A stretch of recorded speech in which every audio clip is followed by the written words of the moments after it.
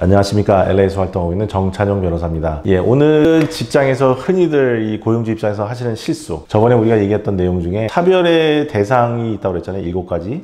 인종, 성별, 종교 이런 식으로. 근데 그 중에 하나가 이 장애, disability에 관한 차별. 실제로는 직장에는 disabled 되신 직원이 많지는 않으세요. 현실적으로는. 그래서 그분을 뽑았다면 그분을 나쁘게 보고 이분을 실제로 차별하고 그러지는 않습니다. 그러니까 현실에서 많이 안 일어나는데, 근데 하나 많이들 모르셔서 이 실수처럼 하게 되는 게 뭐냐면 temporary disability의 문제입니다. 이게 일을 하다가 박스를 나르다가 허리를 다쳤다.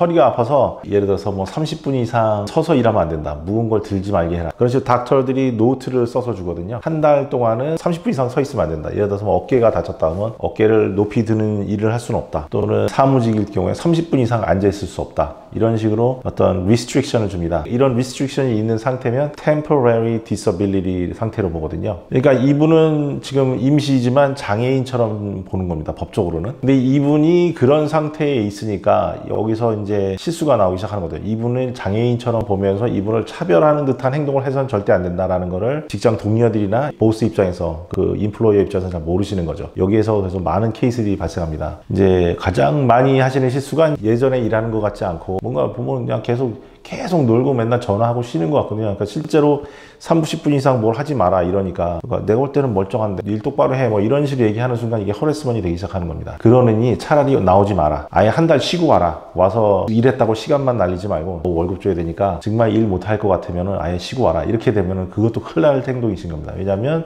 허레스먼이나 디스크리미네이션의 이런 비헤이비어는 꼭 악의적으로 뭘 할 때만이 아니고 정말 허레스 할 때만이 아니거든요. 이것도 조심스럽습니다. 이분이 사실은 어떤 창고에서 매니저 역할을 하시는 분이었는데 근데 당신 지금 일 못하니까 차라리 사무실에서 앉아서 일하세요. 그래서 다른 자리로 아예 재배치를 해줍니다. 근데 이게 보니까 이분이 하던 일이 아니니까 이분이 거기서 매니저 역할은 못하고 되게 스텝처럼 돼버리는 거죠. 그러면 이게 사실상 법적으로는 디모션이 되는 거거든요. 프로모션의 반대로 이렇게 강등이 되는 거거든요. 그러니까 이런 행동, 이건 어떻게 보면 이분이 차고 아프다고 일 못하겠다고 하니까 배려로 사장님이 하는 입장이지만 사실은 이게 본의 아니게 디모션처럼 돼버리는 겁니다. 그리고 또 하나는 아까 말한 잠깐 오지 마라. 아예 한 달 쉬어라. 이런 식으로 하시면 이게 좀 해고당하는 것처럼 또는 한 달 정직 상태 이런 것처럼 어떻게 보면 퍼니시먼을 받는 것, 디서플린을 받는 것처럼 해석이 되거든요. 또는 내가 지금 장애 상태니까 나 해고당했다. 그런 면에서 그래서 금방 나오지 말고 한 달 쉬어라 이래버리면 이 사람은 난 잘렸다. 난 터미네이트 당한 거다. 그래서 내가 장애 상태라고 해서 해고당했다. 또는 내가 장애 상태라서 월컴 신청을 했더니 보복당했다.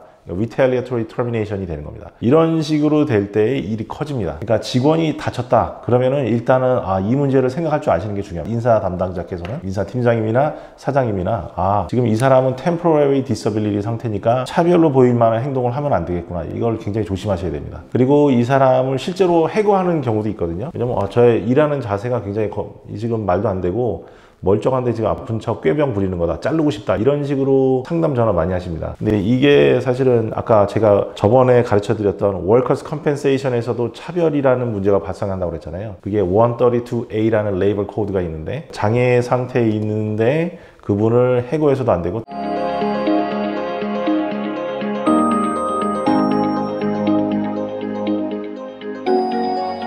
특히나 132A가 금지하는 거는 Workers' Compensation을 신청했다고 해서 그거를 가지고 보복하지 마라 라는 거거든요.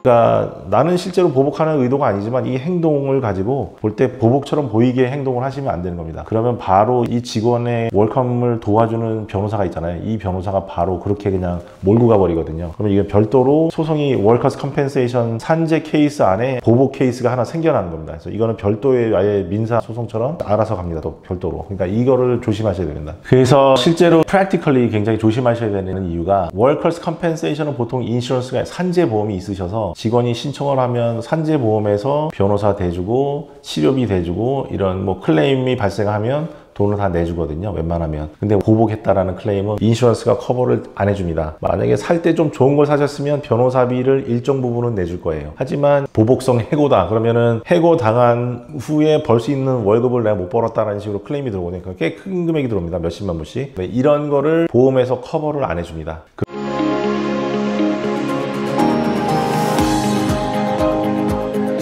그런 면에서는 가장 베스트는 항상 소송에 휘말리지 않게 프리벤티브한 메저를 가지고 이 상황을 피해 가시는 게 가장 좋은 거거든요. 그러니까 그런 면에서 직원이 다쳤다, 월컴을 신청한다, 이럴 때 내가 이 사람을 차별하는 듯한 인상을 줄 만한 행동을 해서는 안 되겠구나. 실제로는 사장님들이 상담하실 때 이런 얘기를 많이 하세요. 내가 볼 때는 꾀병이다, 멀쩡한데 허리 아프다고 일 안 하고 있다, 근데 지금 몇 달 동안 계속 일도 안 하면서 월급만 받고 있다, 해고하고 싶다, 이런 얘기 굉장히 많이 하시거든요. 그러니까 그게 전형적으로 빠져드는 함정인 겁니다. 거기서 해고하시면 일이 커져서 정말 소송하고 싸워야 됩니다.